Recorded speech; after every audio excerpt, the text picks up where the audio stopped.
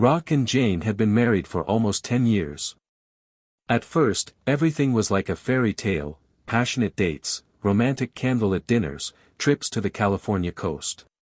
But over time, the romance faded, and reality became harsh and monotonous. Rock worked as a manager at a successful firm, providing for his family and trying to make their lives comfortable. Jane, on the other hand, complained all the time. She always felt that something was missing: money, attention, new experiences. Jane was a bright, attractive woman, but she had a difficult personality. Her sharp tongue and tendency to constantly criticize her husband created tension at home. Every evening after work, Rock returned home hoping for peace and quiet, but was met with constant reproaches. "You're late again. I'm bored on my own. Do you even think about me?" Jane shouted. "I work so that we have everything we need," Rock replied calmly, trying not to raise his voice. One evening, Jane received a message from her ex-boyfriend, Mark. They hadn't spoken in over 15 years. Mark was her first love, a person with whom she had many memories. At first, Jane simply replied out of curiosity. But soon the correspondence turned into a daily ritual, and then into secret meetings. Rock suspected nothing. He trusted Jane and believed that their problems were just a temporary crisis. Meanwhile, Jane became more aggressive, irritated by literally everything about her husband's behavior. She blamed Rock for her own sins, accusing him of lying and coldness. "I think you're cheating on me. Do you have someone else?" Jane shouted, trying to divert suspicion from herself. "Where did you get that idea, Jane? I'm always at work." "I've never cheated on you," Rock replied, surprised. "Of course, it's always my fault." Jane rolled her eyes hysterically. One day, Rock accidentally overheard part of his wife's phone conversation. Jane was standing on the balcony, smoking nervously and speaking quietly but emotionally. "No, Mark, he doesn't know anything, and he won't find out. He's blind, he doesn't care about me. We need to be more careful." Rock froze, his heart began to beat wildly. He couldn't believe what he was hearing. Their life together flashed before his eyes. All the efforts he had made for his wife's happiness suddenly seemed meaningless. In the evening, he decided not to say anything.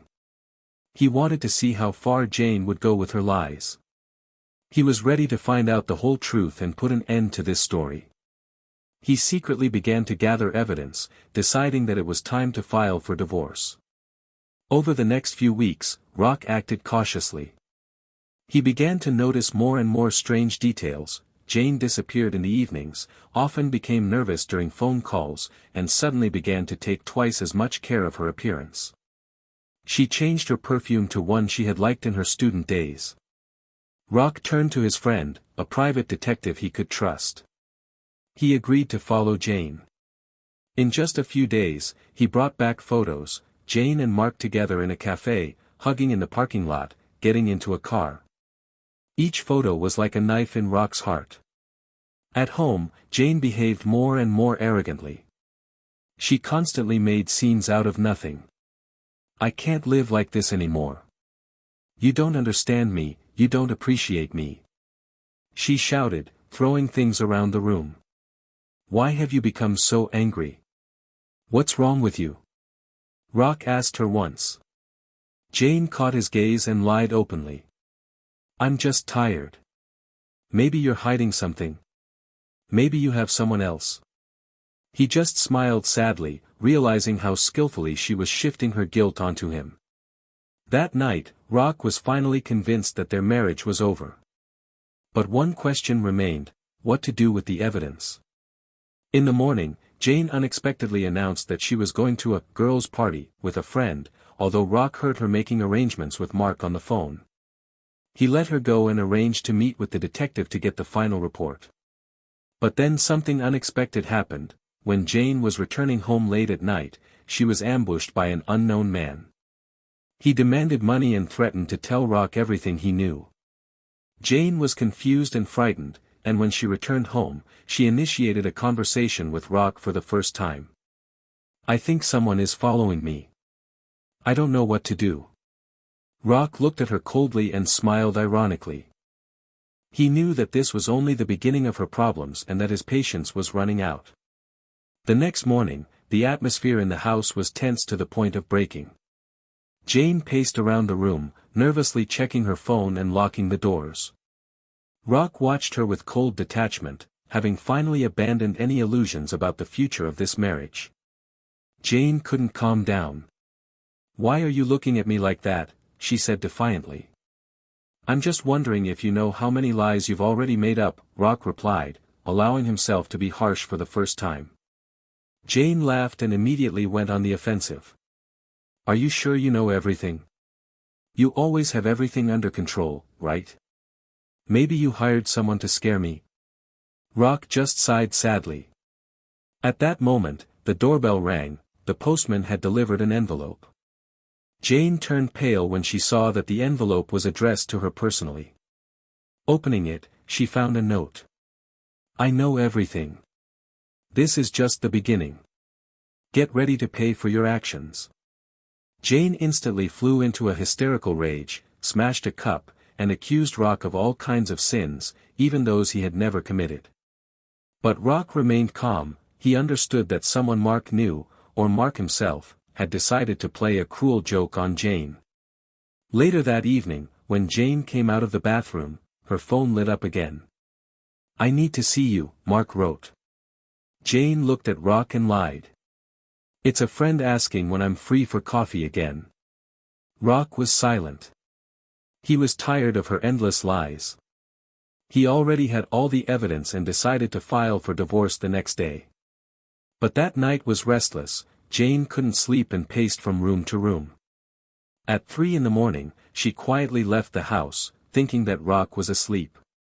But he saw everything. She met Mark in the park. Their conversation was tense. Mark insisted.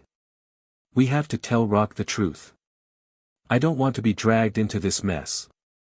Jane threw words around, threatened to break up with him, and insisted that Rock would never find out. But this time, Rock decided to go all the way. He took photos of their meeting and recorded excerpts of their conversation on a dictaphone. Everything was ready for the denouement. But suddenly, events took an unexpected turn. In the morning, Rock felt cold determination. He gathered all the evidence, photographs, correspondence, recordings of conversations, and decided to talk to a lawyer.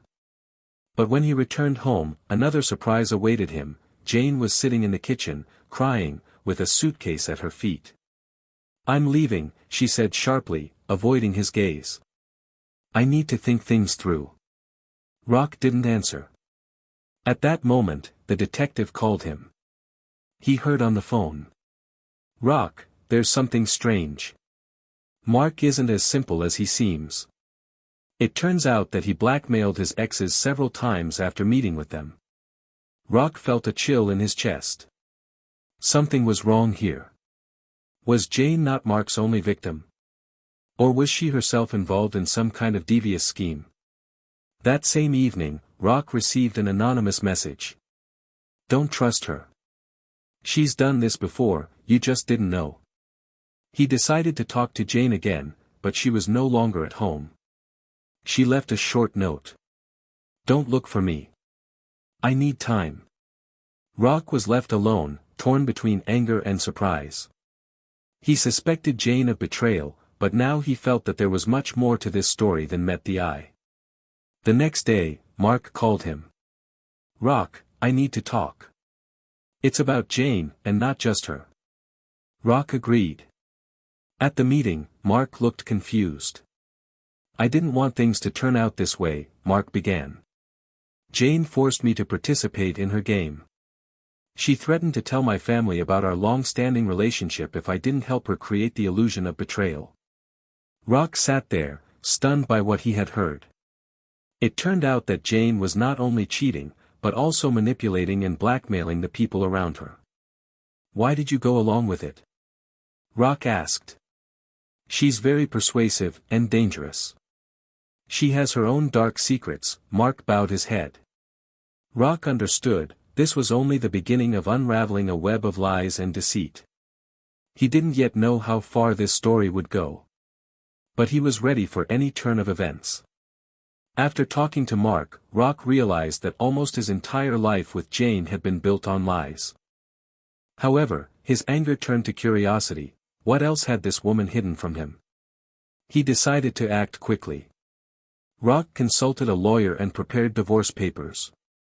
But while reviewing their joint bank accounts, he discovered something unexpected. A large sum of money had recently disappeared from the account. After a brief investigation, it turned out that Jane had transferred the money to another, unknown account. After calling her friend, Rock learned that Jane had appeared in a city in a neighboring state and was behaving very strangely.